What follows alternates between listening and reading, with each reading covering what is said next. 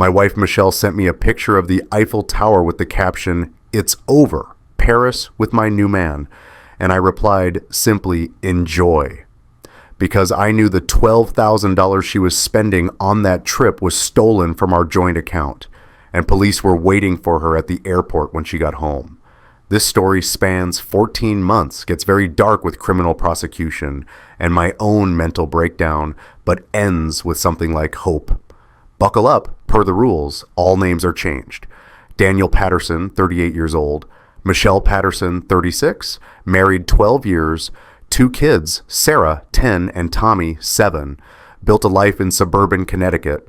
Nice house in a good school district. Middle-class stability with occasional splurges. I'm a CPA and financial analyst. She ran a boutique downtown. We had date nights, family game nights, annual Cape Cod trips. Sunday morning pancakes were our tradition. Michelle was my college sweetheart. 15 years together total. We built credit together, saved for our first house together, brought 2 humans into this world together. She was my partner, my best friend, my everything. We met in 2008 at UConn. I was the boring accounting major. She was marketing, all personality and ambition. Somehow we worked. Married in 2011, bought our house in 2013 after saving every penny for 5 years. Put down $76,000. I remember because I tracked every dollar. Her boutique opened in 2016. I co-signed the loan, did her books for free, helped her build something she was proud of. We weren't rich, but we were comfortable. We had $380,000 worth of house, 2 kids in good schools, college funds we contributed to monthly, $500 into each account like clockwork. Sarah, my 10-year-old, was already showing signs of being like me. Loved spreadsheets, organized her allowance in a notebook. Tommy, 7, was pure chaos. Sports kid, Michelle's mini-me, full of energy and charm. I'm the kind of guy who balances the checkbook every Sunday night. Spreadsheets are my love language. I've always believed in doing things right. Filing taxes early, meeting deadlines, keeping promises. I play softball in a local beer league. Have the same 3 buddies since high school. I'm steady, reliable. Some would say boring. Michelle used to say it was comforting, until apparently it wasn't. March 2024, first Sunday of the month. My ritual, coffee, laptop, bank statements spread across the dining room table. That's when I saw it. $5,000 missing from our joint savings. Not a scheduled payment, not a withdrawal we discussed. Just gone. Transfer to checking on March the 3rd, then immediately out via ATM withdrawals. $500 daily for 10 days straight. I pulled up the full transaction history, adjusted my glasses, stared at the screen. "Michelle," I called into the kitchen, "did you take $5,000 out of savings?" She barely looked up from her phone. Barely. "Oh, yeah. Boutique inventory. Emergency vendor payment. Had to move fast on a deal." Her tone was too casual. Too quick, like she'd rehearsed it. "Why didn't you mention it?" "I texted you." She finally looked at me. "Remember? Last week?" I didn't remember a text. I checked my phone later. There wasn't one. That should have been my first clue. But I let it go. We'd been together 15 years. You give people the benefit of the doubt, right? That's what I told myself. But something felt off. Like when you're balancing an account and the numbers don't quite match, but you can't find the error. That nagging feeling in your gut. That's when I started noticing things. It started small. Things I would have ignored if I wasn't already sensitized. March, week 2, Michelle started hitting the gym. Not unusual. She'd always been fitness conscious. But suddenly, it was every day. Sometimes twice a day. Early morning sessions before work. Evening sessions after dinner. "Getting in shape," she said. "Swimsuit season's coming." We lived in Connecticut. Swimsuit season was 3 months away. But okay. April. Her phone became surgically attached to her hand, texting constantly, smiling at the screen, this private little smile I didn't recognize. When I'd ask who she was texting, she'd say, "Just the boutique group chat," or Sarah's soccer mom group. One time I asked to see a funny meme she was laughing at. "Oh, I already scrolled past it. You know how it is." I did know. That's not how it is. May, she got a new phone, just announced it one day, walked in with an iPhone 15 Pro. "My old one was glitching," she said, paid cash, started keeping it face down everywhere, counter, nightstand, table at restaurants, changed her passcode from our anniversary, 0813, August 13th, to something I can remember better. When I asked what, she snapped at me. "God, Dan, do I need to clear my password with you? It's my phone." The defensiveness, that was new. June, the affection stopped. No more goodbye kisses, no more random "I love you" texts during the day. In bed, she'd face the wall, pulled away to the far edge of the mattress. When I'd try to initiate sex, she was too tired, or not in the mood, or just, "Can we not tonight?" Every single time. We went from intimate twice a week to nothing for 6 weeks straight. July. Late nights became constant. 3-4 nights a week, Michelle would come home at 10-11 p.m. Inventory night. Meeting with suppliers. Dinner with the girls from the boutique. Always vague. Always defensive when I asked for details. "Why do you need to know where I am every second?" she asked once. "I don't. I'm just asking how your dinner was." "It was fine. Why are you interrogating me?" I wasn't. But her response made me feel like I was. July 28th, Tuesday night. I remember the date because I'd put Sarah to bed, read her 2 chapters of Percy Jackson, kissed her forehead. Tommy was already asleep, sprawled across his bed like a starfish. I came downstairs at 11:18 p.m. Michelle's car pulled into the driveway. I watched from the living room window. Lights off.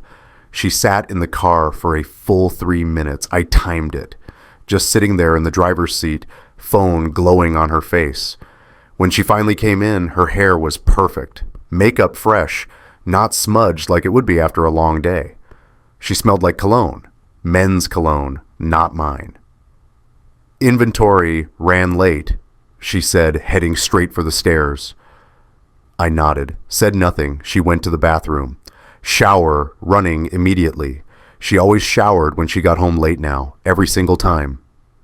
I sat in bed that night while water ran in the bathroom and my brain clicked through possibilities like a calculator processing an equation.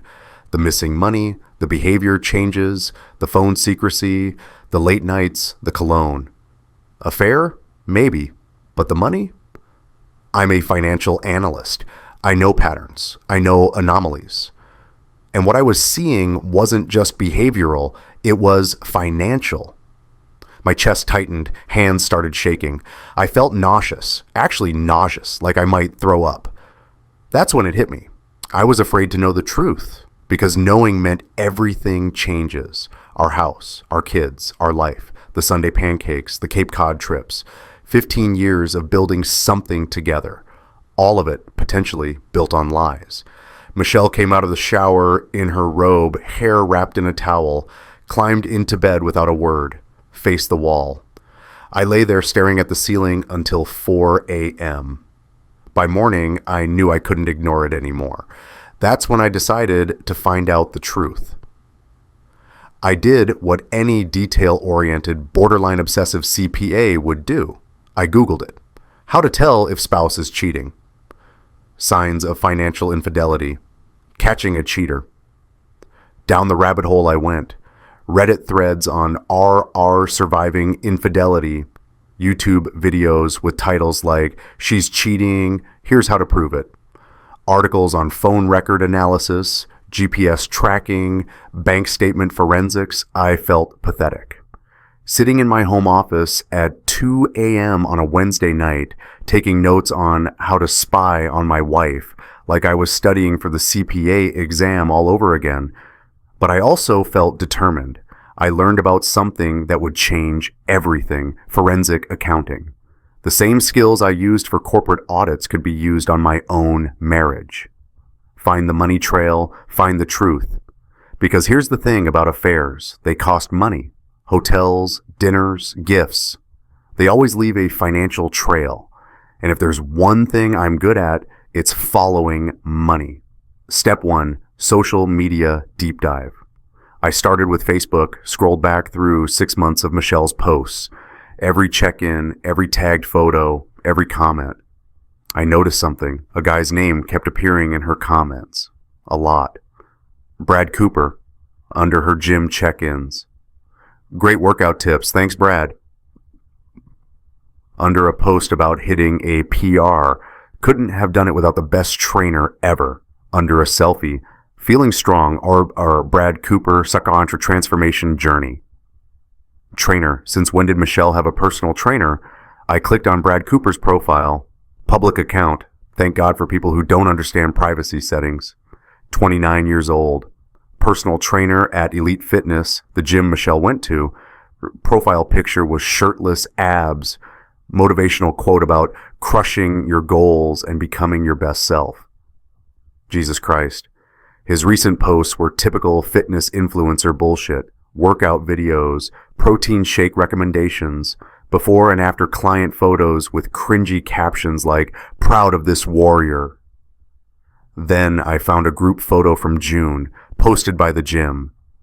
Team night out, it said.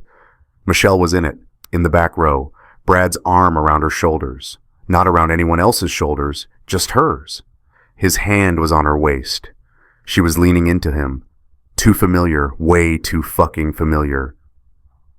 I zoomed in. Michelle's smile in that photo. It was the same private smile I'd been seeing when she looked at her phone. I went through his tagged photos. Found one from July 15th. Him and Michelle at a restaurant, a nice one downtown, white tablecloth, wine glasses, candlelight visible in the background. Michelle had posted it too. Caption, celebrating milestones. What milestones? She'd never mentioned this dinner to me. Never mentioned celebrating anything. I checked the date. July 15th was a Wednesday. She told me she was at a supplier dinner that night. Came home at 11 p.m. smelling like men's cologne. My hands were shaking so badly I almost dropped my phone. One more thing to check. I tried to follow Brad Cooper's Instagram account. User not found. I tried to message him on Facebook. Blocked. Why the hell would I be blocked by Michelle's personal trainer? Someone I'd never met? Never contacted? Didn't even know existed until 30 minutes ago? Unless he knew exactly who I was. Unless he'd blocked his mistress's husband. Premeditated. Step 2, phone records. We're on a family phone plan. Verizon, 4 lines. Me, Michelle, and 2 for the kids. I'm the account holder. I manage the bill. I logged into the online portal. Pulled up 6 months of call and text records. Holy shit. Starting in February, a new number appeared in Michelle's logs. A number I didn't recognize. February, 12 calls. Mostly short, 3-5 minutes. March, 34 calls, getting longer. Some 20-30 minutes. April, 63 calls, texts in the hundreds. Calls lasting over an hour. May through July, 90 plus calls per month. Texts in the hundreds, multiple times per day. At 6:15 a.m. before I woke up, at 11:45 p.m. after I went to bed, at 2:30 p.m. while I was at work, while I was coaching Tommy's baseball practice, while we were having dinner as a family. She'd excuse herself to the bathroom, and there it was, a 12-minute call. I ran the number through a reverse lookup site, paid $9.99 for the full report. Bradley M. Cooper, age 29, address in Stamford, 15 minutes from us. Employer, Elite Fitness. There it was, confirmation. But the Verizon records only showed times and frequencies, not the actual content, not what they were saying to each other. I needed more. Step 3, technical evidence. I called my buddy from college, works in IT security, asked him hypothetically about monitoring software. Hypothetically, he said, you can only legally monitor devices you own. If your wife has a device registered in her name, you can't touch it without committing a crime. What about shared devices? Different story. If it's registered to you and she just uses it, that's fair game. We had an iPad. registered in my name. Michelle used it all the time for browsing, recipes, online shopping. She was signed into her Apple ID on it. August 1st, I installed monitoring software on the iPad, synced it to her Apple account. Within 48 hours, messages started coming through. Text messages, Instagram DMs, even some WhatsApp messages because she'd logged in once to check something. And there it was, everything. August 3rd, 3:22 a.m. I couldn't sleep, got up, went to the bathroom, brought my phone with me, opened the monitoring app, new messages synced. Michelle, I can't stop thinking about yesterday at the hotel. Brad, same babe, you looked incredible. When can we do it again? Michelle, Tuesday? Dan has that late meeting with the Henderson client. Brad, perfect. Same place? I'll get the usual room. Michelle, yes, God, I wish I could just leave him and be with you full time. Brad, soon, once you figure out the money situation. Money situation? What money situation? I dropped my phone. It clattered on the tile floor, sound way too loud in the 3 a.m. silence. Michelle stirred in the bedroom. Dan, you okay? I picked up my phone with shaking hands. Yeah, just dropped it. I sat on the bathroom floor, tile cold through my pajama pants, heart pounding so hard I could hear it in my ears. I felt like someone had reached into my chest and ripped out everything that mattered. This woman who I had given 15 years to, who I'd built a life with, who was the mother of my children, who was supposed to be my partner, my person, my everything. She was fucking a 29-year-old personal trainer and planning to leave me. And there was some kind of money situation I didn't know about. For 6 days, I was a ghost. Couldn't eat. Food tasted like cardboard. Lost 8 pounds in a week. Couldn't sleep more than 2 hours at a stretch. Every time I closed my eyes, I saw those text messages. I wish I could just leave him and be with you full time. Like I was the problem. Like I was the obstacle to her happiness. I'd look at Michelle making breakfast for the kids, Sarah's French toast, Tommy's scrambled eggs, both of them chattering about their days, and I'd see a complete stranger. This woman who looked like my wife, sounded like my wife, but wasn't my wife. Couldn't be, because my wife wouldn't do this. Except she would. She had. She was. Michelle knew something was wrong, kept asking if I was okay, if I was sick. You look terrible, Dan. Should you see a doctor? The fucking irony.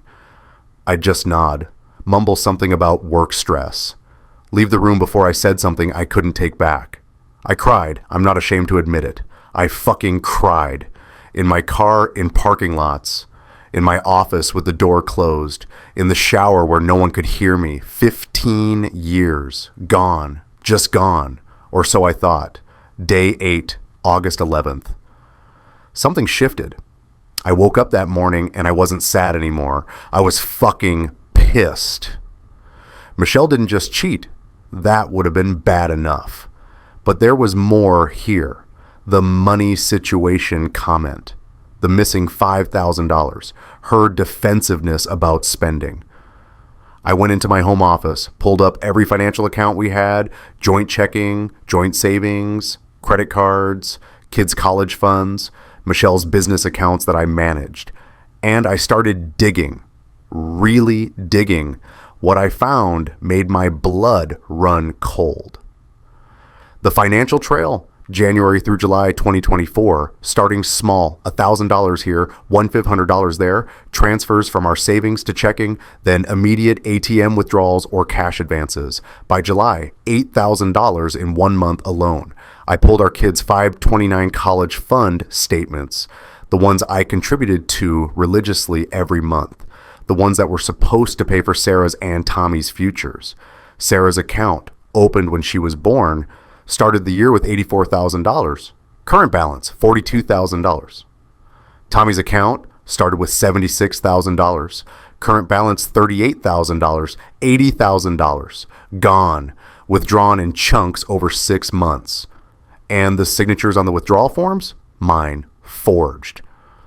I sat there staring at those numbers for 20 minutes. Couldn't move. Couldn't think. She stole from our children, from their futures, from the college funds we'd been building for a decade, to fuck her personal trainer. That's when I knew this wasn't just an affair. This was a crime. I called a forensic accountant, Stephen Morrison, found him through a professional referral service, told him I needed a complete audit of my family finances. I think my wife is embezzling, I said. Hearing myself say it out loud felt surreal. From where? From us. From our joint accounts, from our kids' college funds. Do you have access to all the accounts? Yes. Then send me everything. I'll go through it line by line. It took Stephen 3 weeks and cost me $8,000, worth every penny.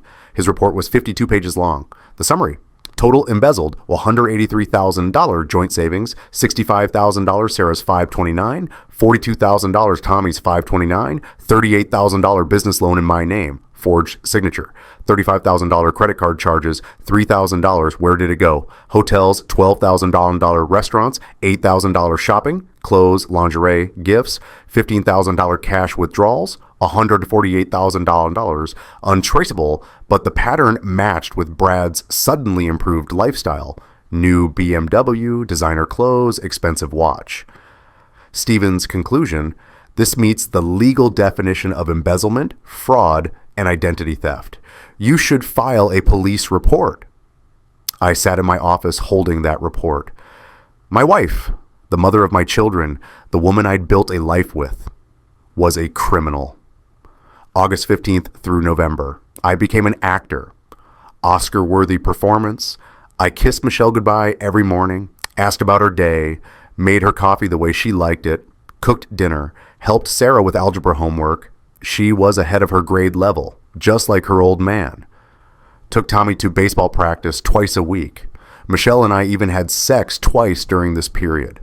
I initiated because that's what normal looked like. It made me sick every single time, but it kept her unsuspecting. I watched her text Brad right in front of me on the couch. She'd smile at her phone, that private smile, and I'd ask, "What's funny?" "Just memes from the boutique group," she'd say. I'd laugh, nod, file it away mentally as lie W143.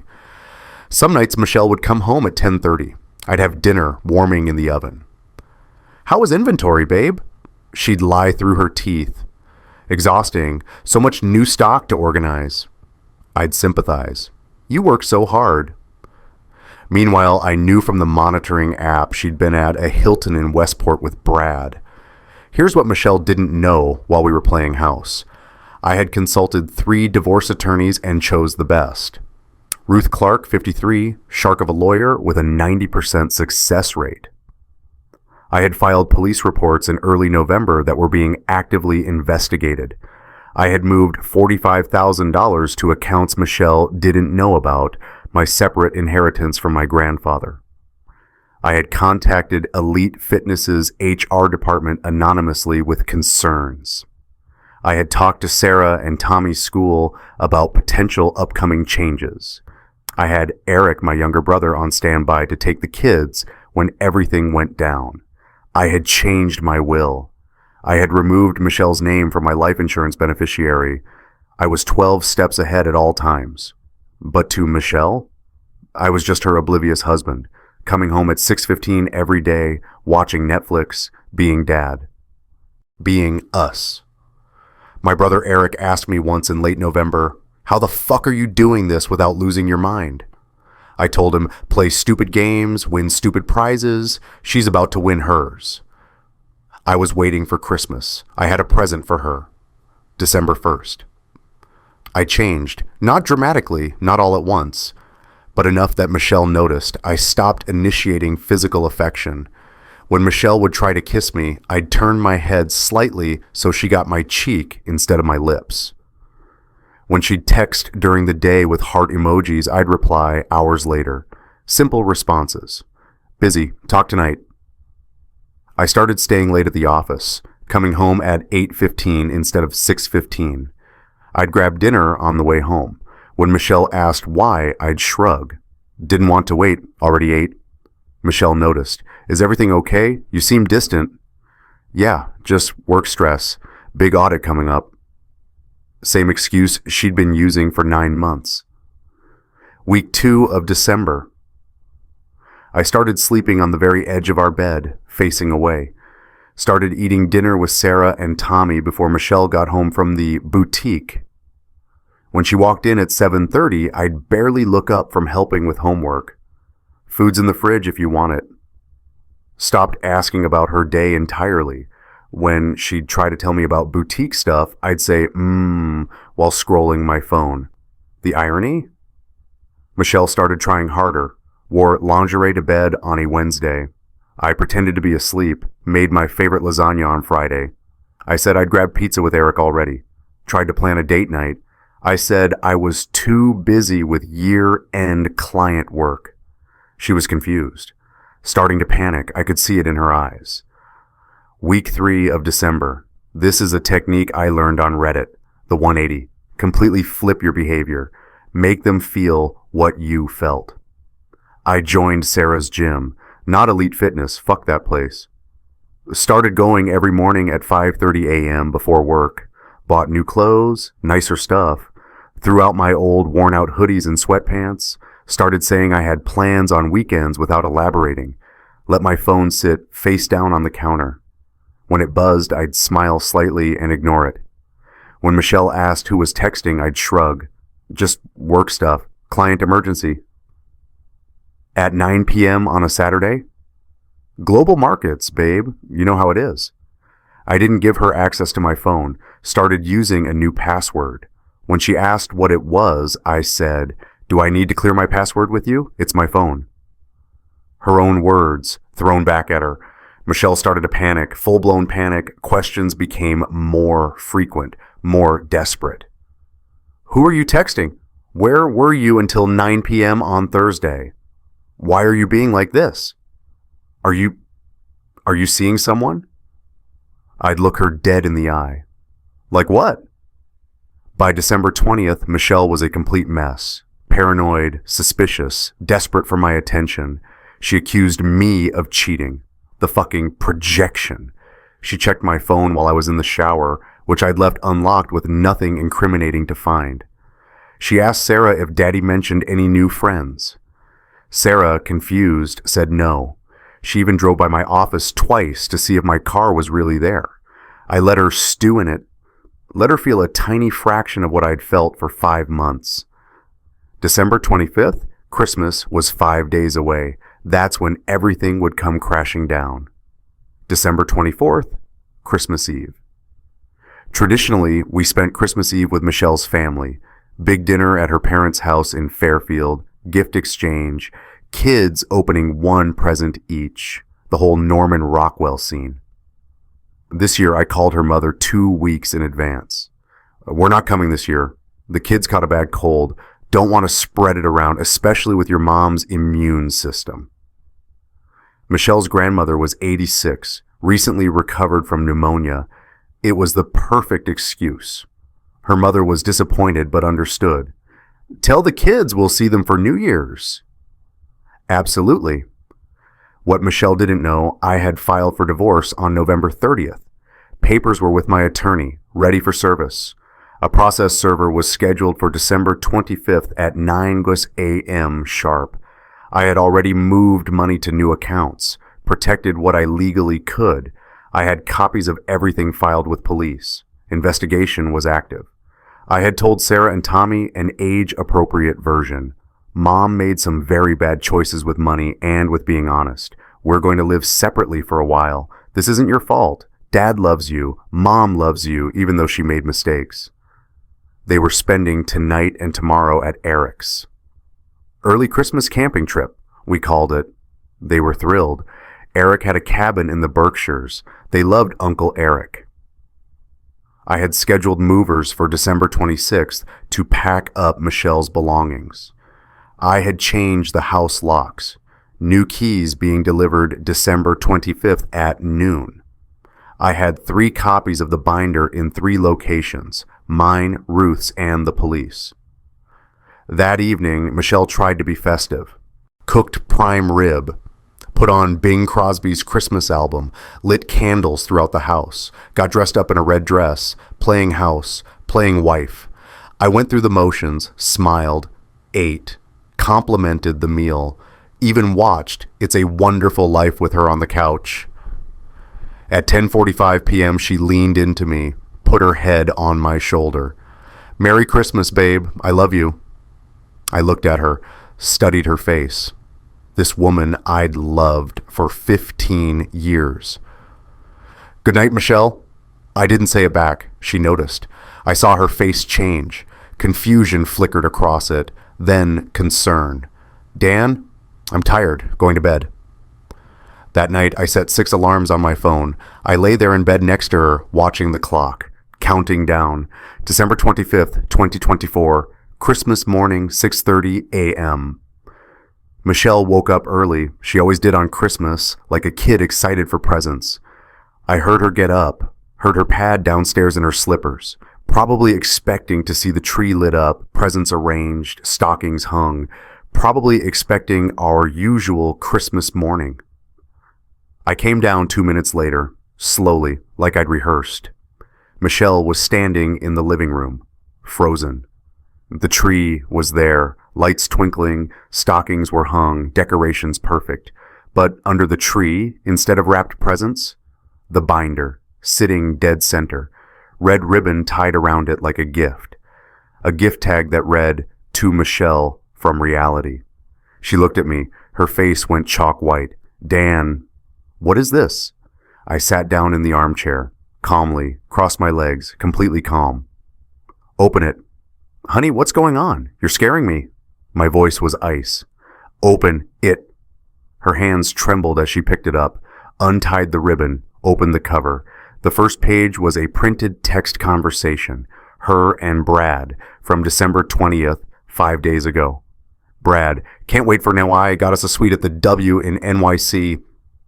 Michelle, "He'll never know. He's completely clueless." Brad, "Poor bastard. When are you going to leave him for real?" Michelle, "Soon. Just need to move more money first. Almost there."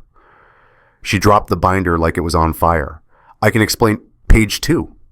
She didn't move, just stood there, shaking. I stood up, walked over, picked up the binder, flipped to page 2 myself.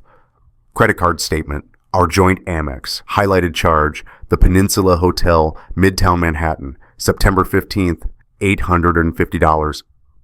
"The night you said you were at a supplier conference in Boston," I said. "Remember? You texted me a photo of your boring hotel room. Except you weren't in Boston. You were in Manhattan with him." "Dan, please." Page 5. Photos, printed in color, her and Brad, at a restaurant, her hand on his face, him kissing her. Time-stamped November 3rd, 8:42 p.m. The night I couldn't make our anniversary dinner because of a last-minute work emergency, except you went anyway, with him, used our credit card. Michelle's breathing got faster, tears starting to stream down her face. "Please, we can work through this." Page 12. My voice was still calm, clinical. I'd prepared for this moment for months. Timeline, 6 months of lies. Every girl's night, every inventory evening, every lunch meeting, mapped out, highlighted, with GPS data from her phone, credit card receipts, text message timestamps proving the lies. Page 38. Her journal. Yes, I'd found her journal in the locked drawer of her desk. Lock was easy to pick, same as her diary had in college. She'd written about the affair. I'd copied pages. Brad makes me feel alive. Dan is so boring, so focused on money and responsibility. I deserve to be happy. I deserve to feel wanted. Brad wants me in a way Dan stopped wanting me years ago. Sometimes I imagine leaving, taking the kids, starting over, but I need money first. Dan would never give me enough in a divorce. I need to be smart about this. Page 42. This is where she went from crying to hyperventilating. Financial records, joint savings account, $65,000 withdrawn in unauthorized transfers over 10 months. Sarah's 529 college fund, $42,000 withdrawn. My signature forged on withdrawal forms. Tommy's 529 college fund, $38,000 withdrawn. Forged signature again. Business loan in my name, $35,000. Applied for, approved, and withdrawn. My signature forged on every document. You stole $183, I said, each word deliberate. From us, from our joint accounts, from our children's futures. You forged my signature. That's identity theft, by the way. You took money set aside for Sarah's and Tommy's college educations. To fuck a 29-year-old personal trainer who drives a BMW you paid for. Michelle collapsed, literally fell to her knees on the floor, sobbing so hard she couldn't catch her breath. No. Please, I'll pay it back. I'll end it. I'll do anything. Please don't leave me. Please. I let her cry for exactly 60 seconds, timed it on my watch. Then I said, there's more. She looked up at me, mascara running down her face, completely destroyed. What? The doorbell's about to ring. What are you talking about? Right on cue. Ding dong. She looked at me, terror in her eyes. Who is that? Process server. Merry Christmas, Michelle. You've been served. I walked to the door, opened it. Professional woman, maybe 50, holding a clipboard and manila envelope. Are you Michelle Roberts Patterson? Michelle tried to run. I'm not kidding. She actually tried to scramble up and run toward the stairs. The process server has seen it all before. Her voice stayed completely calm. Ma'am, you're being served with divorce papers. You can take them now, or I can leave them on this table. Either way, you're legally served. I took the envelope from her. Thank you. Merry Christmas? Merry Christmas, sir. She left. I closed the door. Michelle had stopped on the third stair, clinging to the railing. I walked over, handed her the envelope. Here's your Christmas present. Michelle was sobbing, hyperventilating, making sounds I'd never heard another human make. Where are Sarah and Tommy? At Eric's. They know. I told them age-appropriate truths about your affair and your stealing from their college funds. They decided how they feel about what you did. You turned my children against me. I showed them bank statements, showed them that mommy took their college money, the money we saved for them, money I've been putting away since they were born. They formed their own opinions, Michelle. Kids aren't stupid. That broke something in her. She slumped against the wall, slid down until she was sitting on the stairs. Destroyed. I went to the hallway closet, grabbed my already packed duffel bag, came back to the living room. Michelle looked up, saw the bag. You have 48 hours to get your belongings out of my house, I said. The locks change on December 27th at noon. The binder has 3 copies of everything, yours, my lawyer's, and one more. Your attorney is going to tell you not to fight this divorce. I have texts where you discuss hiding assets and moving money. That's fraud on top of embezzlement. You fight me, all of this goes public. Your family, your friends, the boutique clients, everyone will know exactly what you did and who you are. The choice is yours. I walked to the door, put my hand on the knob, turned back. Oh, and Michelle? Brad's getting his own binder today at his parents' house in Darien, where he's having Christmas brunch right now. I had it delivered at 8, by this morning. I'll never forget the look on her face. Pure horror, mixed with the dawning realization that everything, absolutely everything, was gone. Merry Christmas. I drove to Eric's cabin, 3 hours north. Sarah and Tommy were making pancakes with their uncle when I walked in. Dad! Tommy launched himself at me. I caught him, held him tight. Sarah was more reserved. Came over slowly. You okay, Dad? I will be, sweetheart. Eric handed me a bourbon. I downed it in one go. Put on the Celtics game, tried to breathe. My phone started blowing up around 10:30 a.m. Message log, Michelle 63, missed calls between 9:45 and 11:30.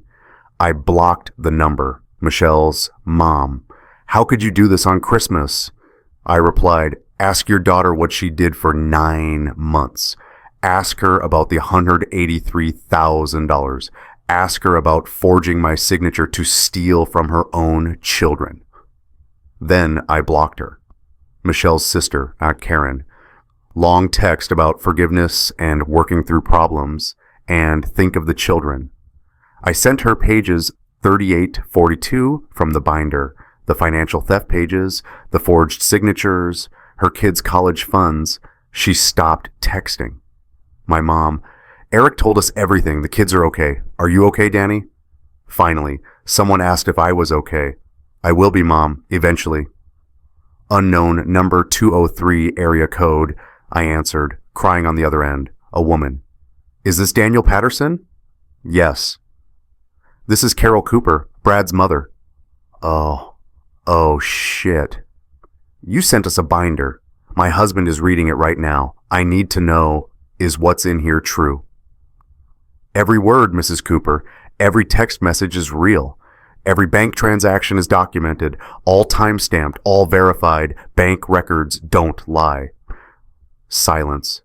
Heavy breathing, like she was trying not to break down completely. My son destroyed your marriage.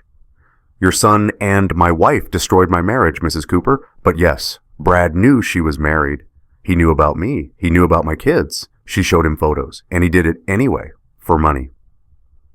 More silence. There's evidence in that binder showing Brad was bragging to his friends, called Michelle a sugar mama, said he was living the life off her money, my children's education money. Your son is 29 years old. My wife is 36 with 2 kids. He pursued a married client for financial gain. I heard her voice crack. What he did is unforgivable. I raised him better than this. I don't even know who he is anymore. I'm not asking you to do anything, Mrs. Cooper. I just wanted you to know the kind of man your son has become. What you do with that information is up to you. He's not welcome in my home anymore. I want you to know that. What he did, it's disgusting. It's immoral. He destroyed a family. I didn't expect that. Honestly thought she'd defend him, blame me somehow. Thank you for telling me, Mrs. Cooper. That's more than I expected. No. Thank you for showing me the truth. My husband is calling the bank right now to cut off the money we've been sending Brad for business expenses. Now we know what those expenses really were. We hung up. 22 minutes later, my phone rang again. Unknown number, but I knew it was him. What the fuck did you do? Brad's voice, shaking with rage. Merry Christmas, Brad. How's brunch? You sent my mother that binder? You psycho. This is harassment. I'm calling the police. It's all true, though, right? Every text, every hotel receipt? That's not harassment, Brad. That's documentation. I'll wait while you call the police and explain how you've been fucking a married woman and spending her embezzled money. Michelle told me you were controlling and abusive. Really? That's funny because I have texts where she tells you I'm boring and too responsible, not abusive. She told you I was a doormat. Remember? Page 23 of the binder. Brad, you're 29 years old. Did you really think a 36-year-old married woman with 2 kids was going to leave her CPA husband for a personal trainer making $42K a year? She was using you, and you were using her stolen money. This isn't over. Actually, it is. For you and her both. See, I have one more copy of that binder. Elite Fitness's HR department is getting it on December 26th. Company policy on undisclosed client relationships. Section 4.3 of your employee handbook. Termination with cause. Better start updating your LinkedIn. You can't... Merry Christmas, Brad. I hung up, blocked him too. That was day 1. December 26th. The third binder was delivered to Elite Fitness's HR director, certified mail requiring signature. The company policy was explicit. Relationships with clients must be disclosed to management. Failure to disclose was grounds for immediate termination. What wasn't allowed under any circumstances? Using client relationships for personal financial gain, accepting gifts or money from clients beyond standard tipping, leveraging trainer position to solicit romantic relationships, conducting personal business during work hours, The binder I sent included proof Brad and Michelle were in an undisclosed relationship, texts, photos, hotel records with dates matching his work schedule, evidence. Michelle gave Brad money. Venmo transfers totaling $18,000 over 6 months, labeled things like training sessions when he'd already been paid through the gym.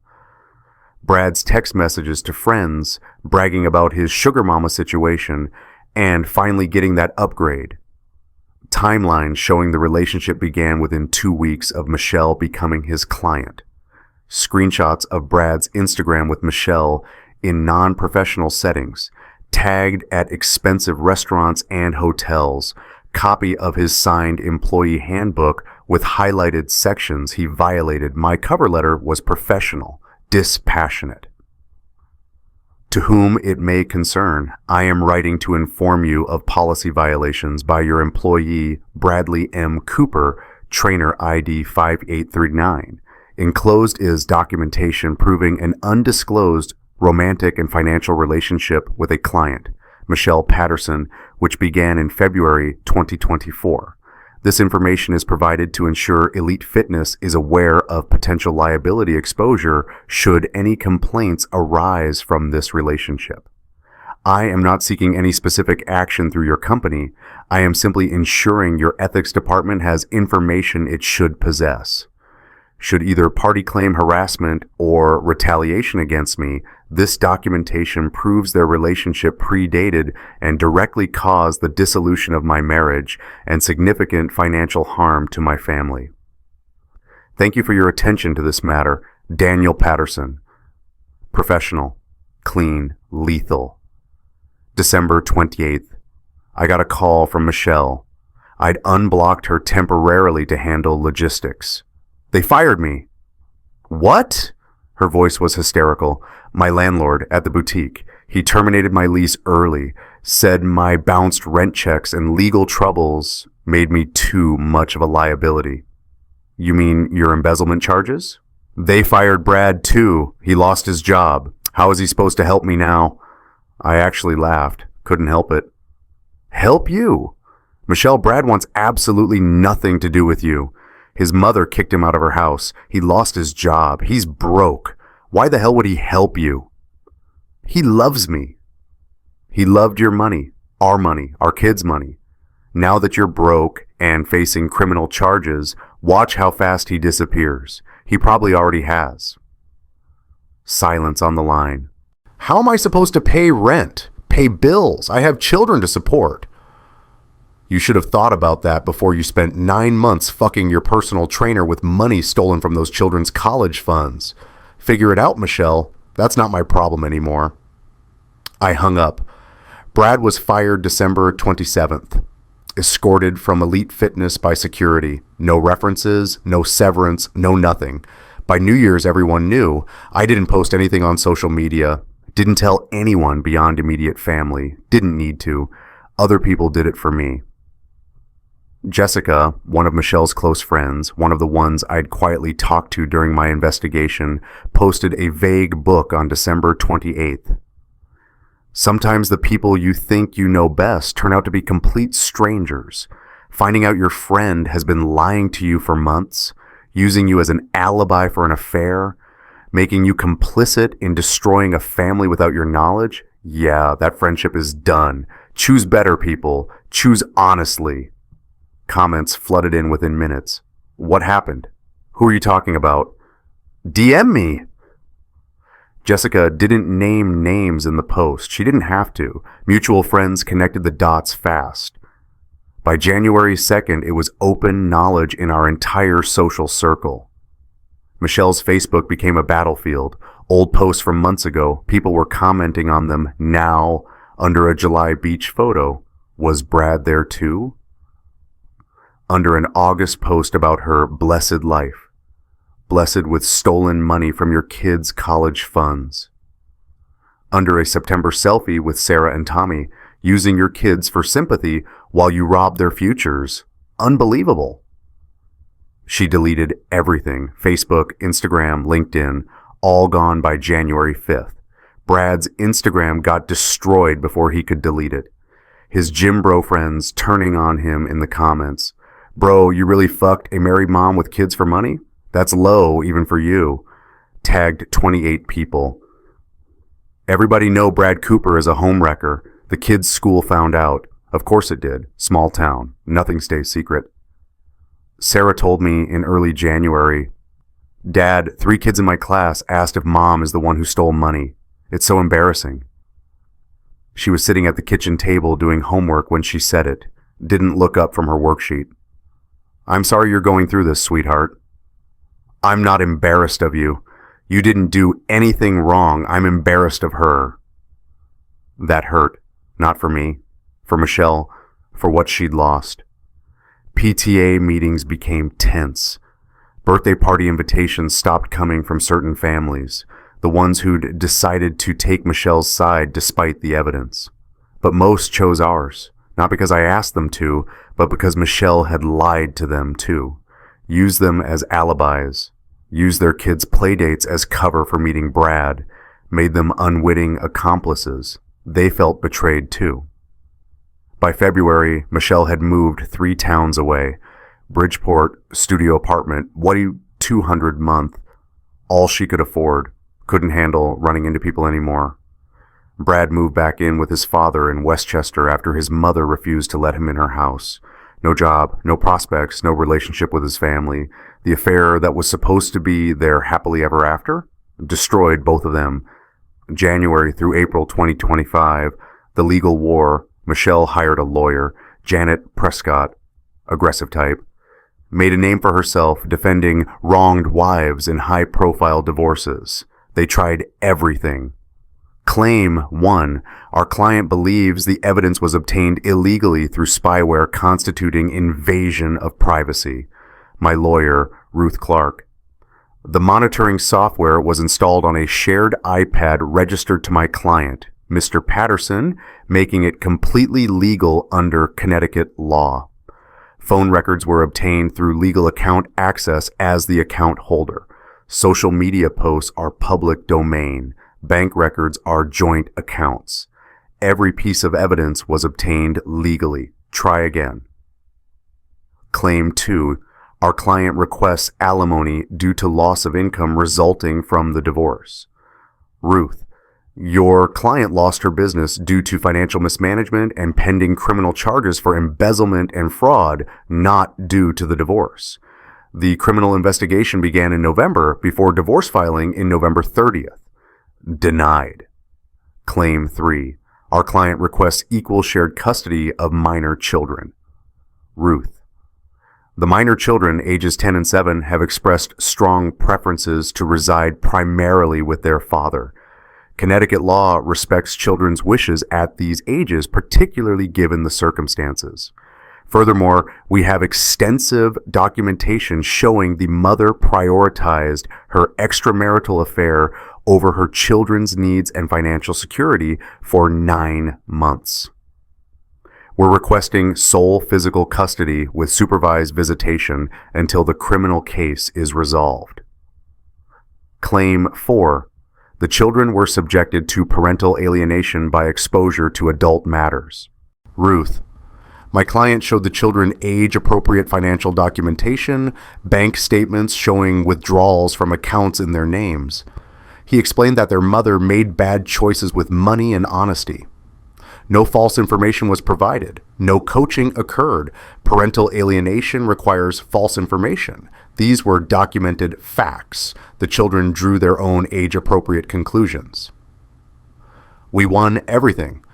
Custody hearing was February 28th. Judge Richardson, a woman in her early 60s, seen everything, reviewed the evidence. All 290 pages of it, final terms, Dan gets full physical custody of Sarah and Tommy, house, buying out Michelle's equity at current market value minus her theft. Brisbart retirement accounts untouched. No alimony obligation Michelle gets. Her car, personal belongings, supervised visitation every other weekend. Initially, Michelle must pay restitution of $85,000 to the kids' college funds. As part of criminal case, pay her own legal fees. The final hearing was April 22nd, 2025. Michelle showed up looking destroyed, lost probably 30 pounds, hollow eyes, hair thinning from stress, wearing clothes I didn't recognize, cheap, ill-fitting. The judge asked if she had anything to say before finalizing. "I made a mistake. I'm so sorry." Judge Richardson looked over her reading glasses, studied Michelle for a long moment. "Mrs. Patterson, this wasn't a mistake. Mistakes are accidental. Forgetting to pay a bill is a mistake.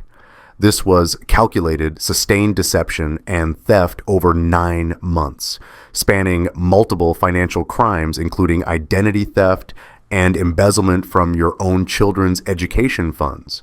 You don't get to call systematic criminal behavior a mistake. The criminal court will handle the theft. This court is handling the dissolution of your marriage, which you destroyed through your choices. Divorce granted. Gavel, done." As we left the courthouse, Michelle tried to approach me in the parking lot. "Dan, please, can we talk just for 1 minute?"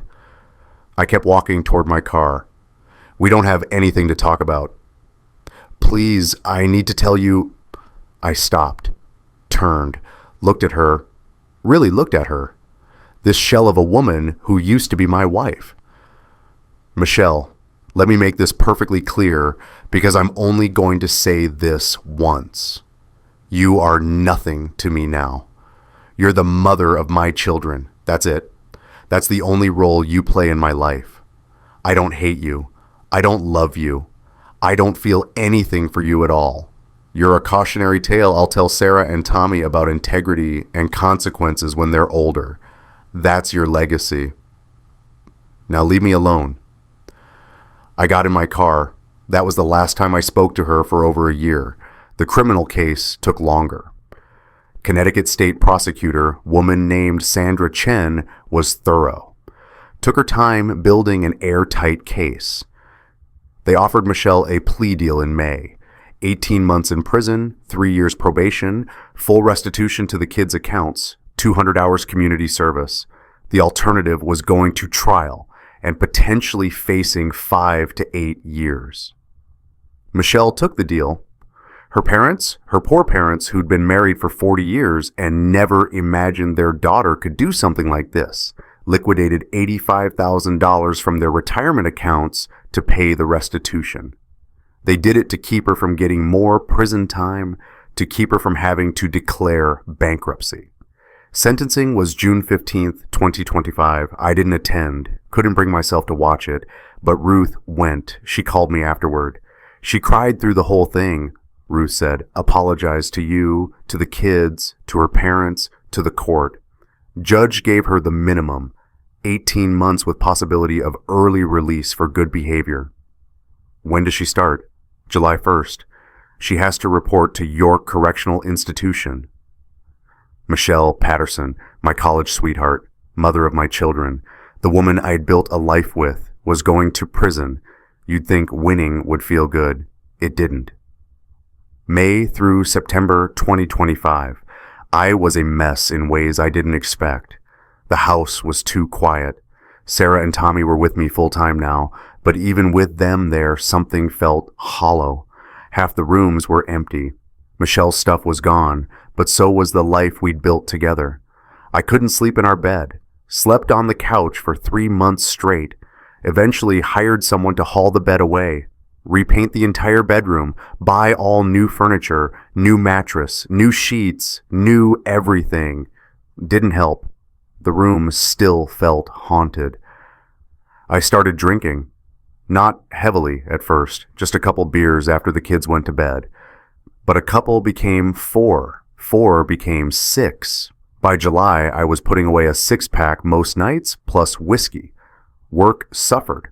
I was short with colleagues, snapped at people in meetings, made errors in spreadsheets, me making errors in spreadsheets, missed a critical deadline on the Henderson audit, nearly lost a $200K client. My boss, Tom, pulled me aside in late July. Dan, you need to talk to someone, professionally. I'm fine.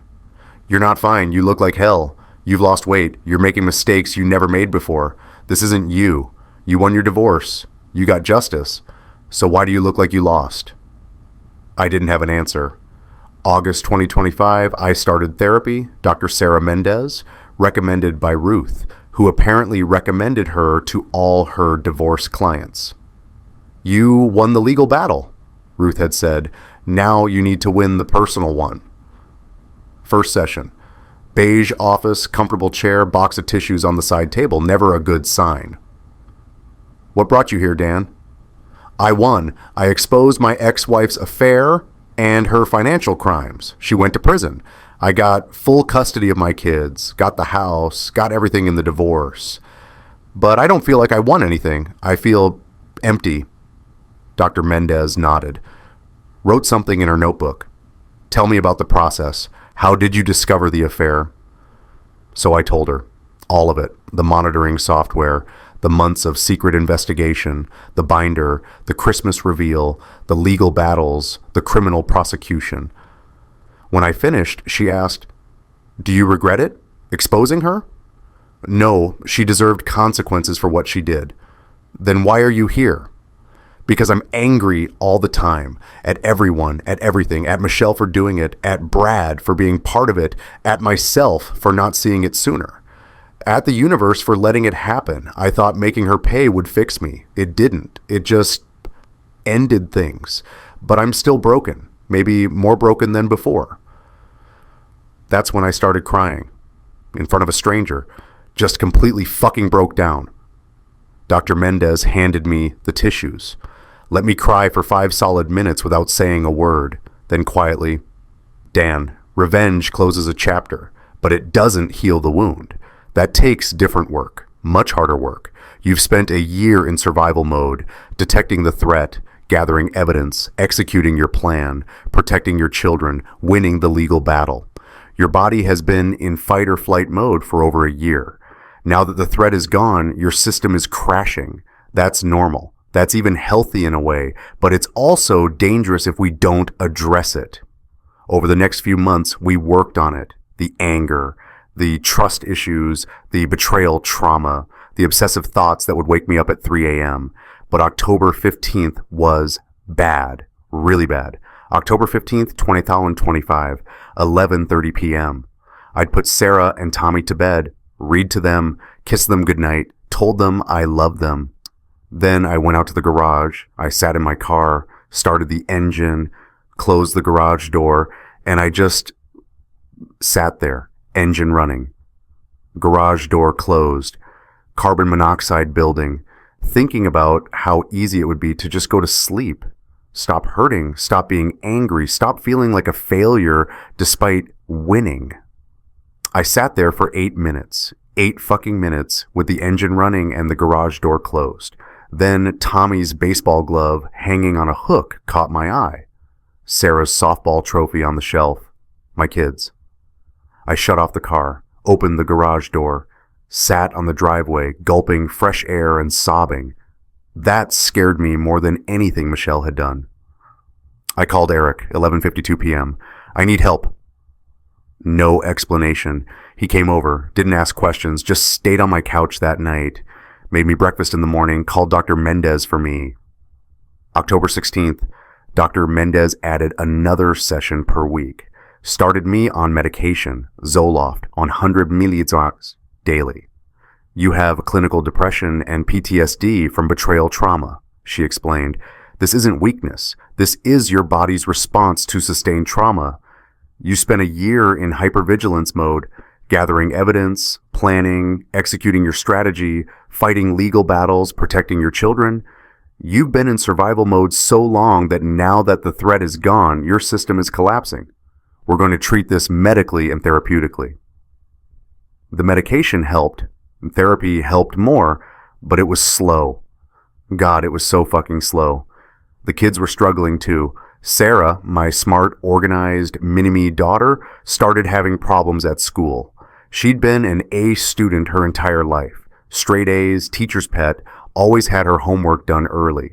Fall semester 2025, she had 3 F's and a D. Her teacher, Mrs. Rodriguez, called me in for a conference in late October. Mr. Patterson, I'm concerned about Sarah. She's not focused. She's angry, snapping at other students, snapping at me sometimes, and last week she got into a physical altercation. A fight, Sarah? Another student made a comment about her mother being in jail. Sarah punched him in the face. Broke his nose. Jesus Christ. I talked to Sarah that night. She was at the kitchen table, supposedly doing homework, but mostly just staring at the page. Mrs. Rodriguez called me. She didn't look up. I know. You want to tell me what happened? Tyler said everyone knows my mom's a criminal and a slut. I punched him. I don't care if I got suspended. Sarah. I don't want to talk about it, Dad. She ran upstairs, slammed her door. I stood there in the kitchen feeling like the worst father in the world. Sarah started seeing a child psychologist. Dr. Patel specialized in kids dealing with family trauma. I sat in on one session. Dr. Patel thought it might be helpful. Sarah, Dr. Patel said gently, can you tell me how you're feeling about everything that happened with your mom? Long silence, then, I feel like I lost both parents. My stomach dropped. What do you mean? Dr. Patel asked. Mom by what she did, Dad by what he became after. He's different now. He's sad all the time, even though he tries to hide it. He doesn't laugh anymore. It's like the dad I knew is gone too. I had to leave the room, went to the bathroom, cried for 10 minutes. Tommy, my 7-year-old sports kid, went the opposite direction. He stopped talking, stopped eating much, didn't want to see friends. Grades dropped from B's to D's. His school counselor called me in November. Mr. Patterson, Tommy told me something in our session yesterday that I think you should know. My heart stopped. What? He said he wishes you and his mom had just divorced quietly, that what you did to her was mean, even if what she did was wrong first. That hurt, because he wasn't entirely wrong. November 2025. I sat both kids down, weekend when they were with me, which was every weekend now. I need to talk to you both about something important. They looked at me with those solemn faces kids get when they know something serious is coming. I owe you both an apology, not for leaving your mom. She made choices that had consequences, and sometimes grown-ups have to separate, but for how I handled it, for making it so public, for the Christmas morning reveal, for not thinking enough about how it would affect you both at school with your friends. I was so focused on making sure Mom faced consequences for what she did that I didn't protect you enough from the fallout. I'm sorry. Sarah, my little accountant, always logical. Dad, you were hurt. You had a right to be angry. That's not an excuse, sweetie. Yes, I was hurt, but you're hurt too. And instead of protecting you from more pain, I made it worse by how I chose to handle things. That's on me. Tommy, quietly. Did you have to send Mom to jail? I chose my words carefully. Buddy, I didn't send Mom to jail. The police did that because she broke laws. She stole a lot of money, including money that was supposed to pay for you and Sarah to go to college someday. When someone breaks the law like that, there are consequences. I had to report it because it was the right thing to do, but I'm sorry that those consequences hurt you. Sarah started crying. Then Tommy started crying. Then I started crying. We sat there on the couch, the three of us, crying together for the first time since Christmas. Dr. Mendez helped me understand something crucial in our next session. You were so focused on justice, making Michelle pay, protecting yourself legally, gathering evidence, that you didn't consider the emotional cost to your children. You protected their financial future, but you didn't protect their emotional present. That's what Sarah means when she says she lost both parents. So I'm a terrible father. No, you're a father who was operating in survival mode and made imperfect choices. Now you're aware of it. Now you can do something about it. That's what matters. But knowing it and fixing it were two different things. December 2025. I got updates on Michelle through mutual contacts. People who still checked on her occasionally, mostly out of morbid curiosity. She was in York Correctional, minimum security. Model prisoner, apparently, took classes, worked in the library, kept to herself. Her cellmate told someone that Michelle cried every night, kept photos of Sarah and Tommy by her bunk, talked about them constantly. One of her former friends who'd visited her told me, "She's broken, Dan, completely broken. All she talks about is how much she misses the kids, how sorry she is, how she ruined everything." Part of me felt something, not satisfaction, something heavier, guilt, pity, regret. I told Dr. Mendez about it. "Don't," she said firmly. "You didn't make her cheat. You didn't make her steal. You responded to what she did. Her consequences are the direct result of her choices.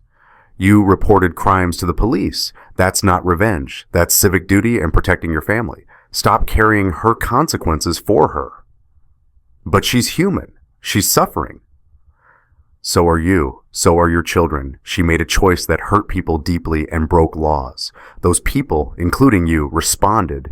You're not responsible for her suffering. She is." I knew she was right. Logically. Emotionally, it was more complicated. I asked people to stop giving me updates. "I don't need to know. She's not my problem anymore. I have to focus on Sarah and Tommy and myself." March 2026, 18 months post-separation, 15 months post-divorce finalization. I wasn't looking to date. Wasn't remotely ready. But life doesn't wait for you to be ready. I was at Sarah's softball game. She'd started playing again. Grades slowly improving, therapy helping. She was pitching. I was in the stands with my scorebook, tracking every pitch like the obsessive dad I am. A woman sat down next to me.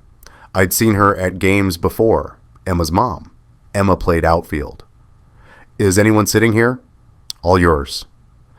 We sat in comfortable silence for a few minutes, both watching the game. Then, "Which one's yours?" "Number 7, pitcher. Sarah, you?" "Number 12, outfield. Emma, the one currently examining a dandelion instead of paying attention to the game." I laughed. Actually laughed. First genuine laugh in months. "I'm Dan. Lauren Hayes." We got to talking between innings. She was funny, self-deprecating, didn't ask invasive questions about why I was there alone or where Sarah's mom was. After the game, the girls ran over together. Turns out they were friends. "Dad, can Emma come over, please?" I looked at Lauren. "If it's okay with Emma's mom." She smiled. "Sure, I'll pick her up in a couple hours." "Works for me." When Lauren came to pick up Emma 2 hours later, we ended up talking on my front porch for 30 minutes. The girls were inside playing video games, completely absorbed. "So," Lauren said, and I could tell she was working up to something, "I heard about your situation. Small town, big gossip." "I'm sorry. That must have been hell." News travels fast. It does. For what it's worth, I've been through something similar. Not exactly the same, but my ex-husband had an affair. Lasted 2 years before I found out. Spent our savings on her. Took out credit cards in my name. Not quite your situation, but I get it. The betrayal, the anger, the aftermath. How long ago? 3 years. It gets easier, very slowly, but it does get easier. Something about her honesty, her directness. No bullshit, no pity, just real. "Want to grab coffee sometime?" I asked, just as two people who survived shitty marriages. She smiled, genuine, reaching her eyes. "I'd like that." We got coffee 3 days later, then again the following week. Then weekly coffee became dinner. After the 5th not a date, I asked, "Are we dating or are these just extended therapy sessions?" Lauren laughed. "Maybe both. Is that allowed?" "I have no idea. I haven't dated since 2008. 2009 for me. We're both disasters." "Want to be disasters together?" That's actually the sweetest thing anyone said to me in years, which is either really sad or really sweet. Both? Both. We took it slow, really slow. First few months were just talking, venting about our exes, though I noticed we did that less and less as time went on, comparing notes on therapy techniques. "You tried EMDR too?" she asked one night over Thai food. "Yep. Felt completely insane, but it actually helped with the intrusive thoughts. Same. My therapist had me imagine putting my painful memories in a container and closing the lid. I thought it was the dumbest thing I'd ever heard, but then it worked. We laughed about it, about how broken we both were, how much work we'd both done, how weird it was to date someone who actually understood trauma. My therapist asked me in one session, "How does this relationship feel different from your marriage?" Honest, we're both damaged and we're not pretending otherwise. She knows my baggage. I know hers. There's no pretending to be perfect. We're just dealing with our shit together. That's mature? Is it? Or is it just two broken people who are too tired to lie? Can it be both? June 2026, Lauren and I became official, had the conversation, used the word boyfriend and girlfriend, which felt weird at 38 and 40, but also kind of nice. Sarah and Tommy had already met Lauren and Emma casually at various games and team events. But July was when we officially introduced them as Lauren is Dad's girlfriend now. Sarah, pragmatic as ever. We know Dad, we're not blind, she's cool, we like her. Tommy was harder. He was suspicious of anyone dating me, protective, worried someone else might hurt his dad. But over time, he warmed up. Lauren never pushed, never tried to be their mom, just was herself. August 2026. Lauren and I had our first real fight. She'd gone to a work happy hour. Didn't text me she'd be out late. I saw a photo on her coworker's Instagram, her laughing with a male colleague. Every alarm in my head went off. I called her at 9:30 p.m. "Who's the guy in the photo?" "What photo?" "Your coworker's Instagram, you laughing with some guy." Silence. Then, "That's James. He's gay, married to his husband Robert, and one of my best friends at work." Why? And I realized I was letting Michelle's betrayal poison this. "I'm sorry. That's my shit, not yours. You didn't do anything wrong. Dan." Her voice was gentle but firm. "I get it. I really do. After Mike, I was paranoid for a year, checked his phone obsessively even though we were already divorced. Couldn't trust anyone. But you have to trust me or this won't work. I'm not Michelle. I won't ever be Michelle. If you can't trust me, we need to talk about that." She was right. I had to choose. Be controlled by my past or build a new future. I chose the future. "I trust you. I'm working on it in therapy. I'll keep working on it. I'm sorry." "I know you are, and I'll be patient, but I can't live under suspicion. Neither of us can." "You won't. I promise." And I meant it. November 2026, 23 months after serving Michelle divorce papers, nearly 2 years since Christmas Day, I was genuinely happy. Not because Lauren fixed me. She didn't. I was still in therapy, still taking medication, still had bad days where I couldn't get out of bed, but I'd done the work to fix myself, confronted my demons, dealt with my trauma, learned to trust again slowly, cautiously, but sincerely. Lauren was just a beautiful bonus. December 20th, 26, I took Lauren to Giovanni's, the Italian place Michelle and I used to go for anniversaries, the place Brad had taken Michelle to on our actual anniversary. "Are you sure about this?" Lauren asked when I told her where we were going. "Don't you have memories here?" "Bad ones. I need to replace them, make new memories that are actually real." We had an amazing night, shared tiramisu, held hands across the table, laughed until my face hurt, didn't think about Michelle once. As we were leaving, our waiter, same older Italian guy from years ago, stopped me. "Excuse me, sir, I remember you. You used to come here with someone else." "Oh, fuck." "Yeah, we're divorced now." He looked at Lauren, then back at me, smiled slightly. "I'm glad you're happy now. You deserve it." Then, quieter, leaning in, "She used to meet someone else here too, you know, after your dinners together, maybe an hour later. Different man. I never said anything because it wasn't my business, but I'm glad you found out, and I'm glad you got away." I tipped him 30%, May 2027, Sarah graduated from 6th grade. Middle school next year. My baby, the ceremony was at the school auditorium. Tommy and I sat in the 3rd row. Lauren sat with us, had asked permission first, didn't want to overstep. Of course, Sarah had said, "You're Dad's girlfriend. You should be there." Michelle showed up. I hadn't seen her in over a year, since the courthouse that last time. She'd been released from prison in December 2026 after 18 months, got out 2 months early for good behavior. She looked different, older, thinner, but healthier than in the trial. Hair cut short, practical prison cut. Wearing a simple dress I didn't recognize. Clearance rack, probably. She was working 3 part-time jobs now, living in a tiny studio, slowly paying off her debts to society and to her parents. The ceremony ended. Sarah got her certificate. We took photos. Then Michelle approached, tentatively, like approaching a wild animal. She hugged Sarah. Both of them cried. Sarah had been doing supervised visits with Michelle since February, twice a month. Relationship slowly, carefully rebuilding. Then Michelle looked at me. Lauren squeezed my hand and walked away to give us space. She was good like that. "Dan, can we talk just for 1 minute?" "We don't have anything to talk about. Please, I need to say something. You don't have to respond. Just let me say it."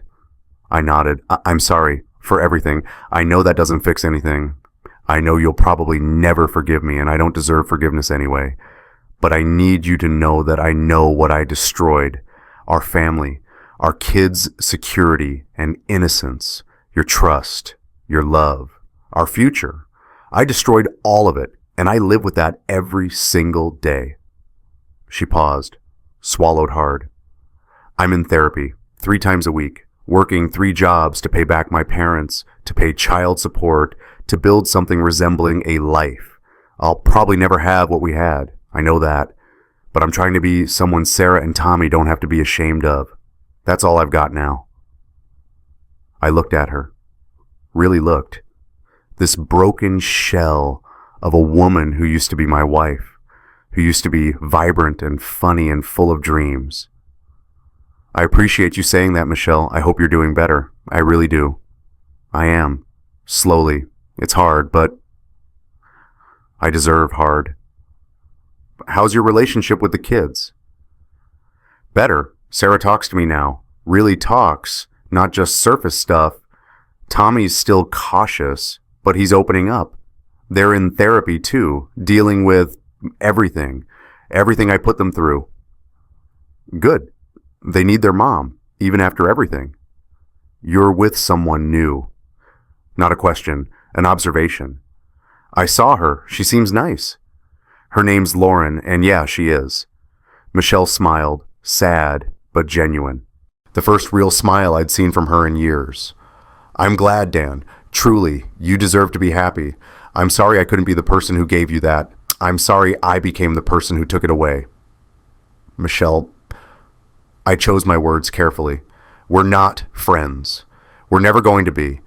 But I don't hate you anymore. I spent too long being angry, and it was destroying me.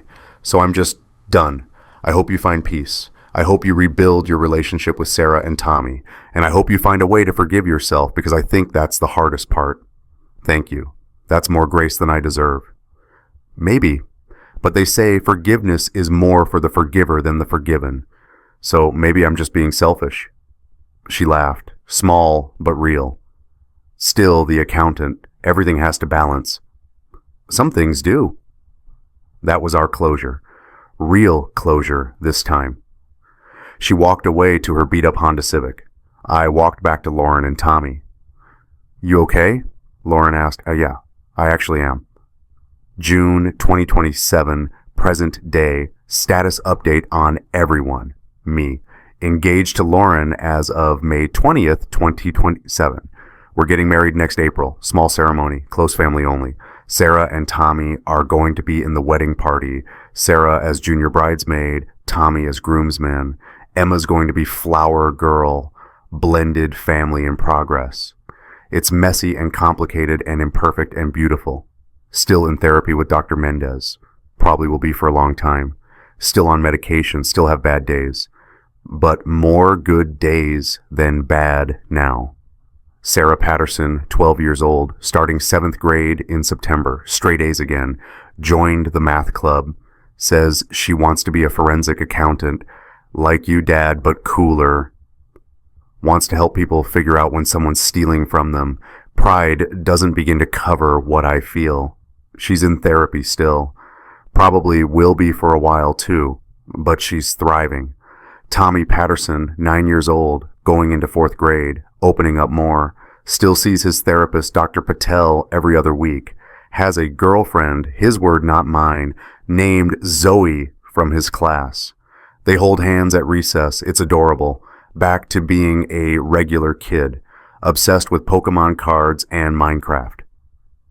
Michelle Roberts Patterson sees the kids twice a month now. Supervised visits ended in March after 6 months of successful visits. She's working as an assistant manager at Target, going to community college online for business management, lives in a studio apartment, drives a 15-year-old Honda. Simple life, humble life.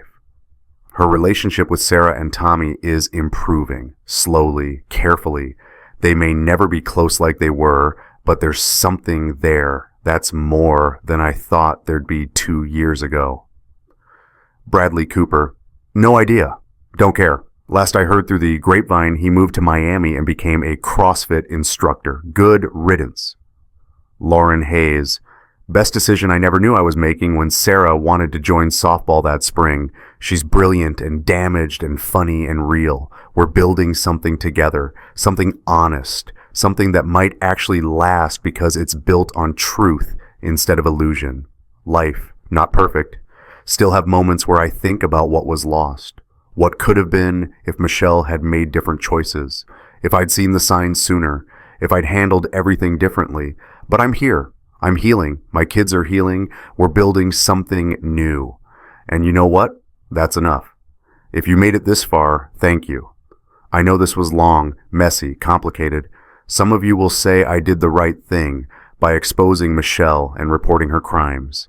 Some will say I should have handled it privately, protected my kids more, been less vengeful. Both are probably right. What I learned, trust your gut. If something feels wrong, investigate.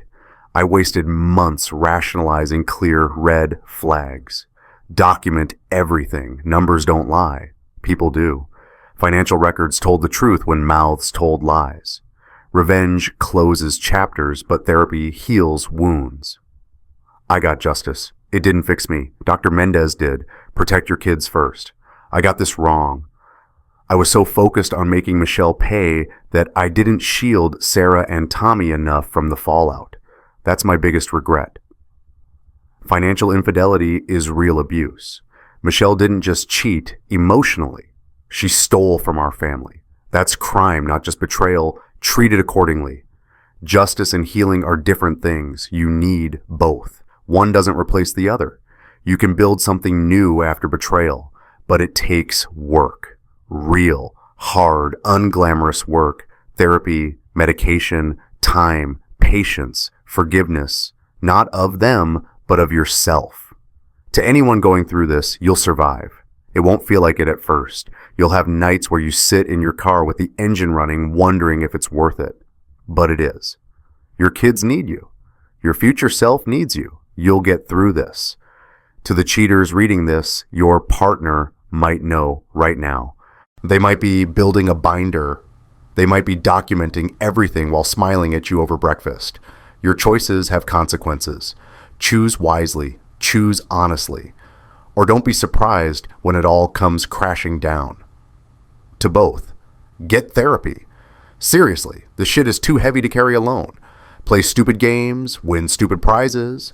I won my prize. Michelle won hers. Brad won his. Now I'm building something new, something real, something based on honesty instead of lies. That's all any of us can do. Peace.